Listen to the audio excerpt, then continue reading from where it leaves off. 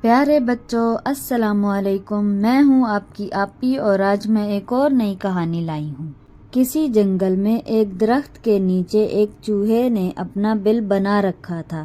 اسی درخت پر ایک کوے کا گھونسلہ تھا۔ ایک ہرن بھی رات کو اسی درخت کے نیچے آرام کرتا تھا۔ تینوں میں بڑی دوستی تھی اور دکھ درد میں ایک دوسرے کی مدد کرتے تھے۔ صبح ہوتے ہی چوہا جنگل میں نکل جاتا، پھل اور اناج کے دانے کھاتا اور شام ہونے سے پہلے واپس آ جاتا۔ کوا آبادی میں جا کر روٹی کے ٹکڑے اور دوسری چیزوں سے اپنا پیٹ بھرتا اور پھر درخت پر آرام کرتا۔ ہرن جنگل میں گھاس چرتا اور سورج غروب ہونے سے پہلے درخت کے نیچے آ جاتا۔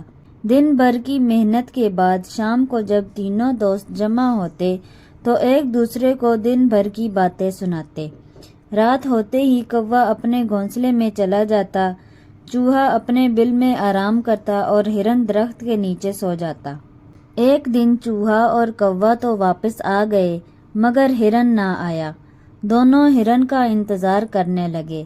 جب بہت دیر ہو گئی تو چوہے نے کوے سے کہا، بھائی کوے، تم تیز رفتار اڑ کر جاؤ اور ہرن کا پتہ لگاؤ۔ کوا تیزی سے اڑ کر جنگل کی طرف گیا اور دیکھا کہ ہرن ایک شکاری کے جال میں پھنسا ہوا ہے۔ کوا ہرن کے پاس گیا اور کہا، گھبرانے کی ضرورت نہیں، ہم ذرا دیر میں تمہاری مدد کو آتے ہیں۔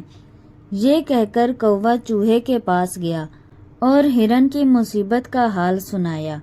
چوہے نے تھوڑی دیر سوچا اور کوے سے کہا، تم مجھے ہرن کے پاس لے چلو، میں اپنے تیز دانتوں سے جال کتر دوں گا۔ کوے نے چوہے کو اپنے پنجوں پر بٹھایا اور اسے ہرن کے پاس لے گیا۔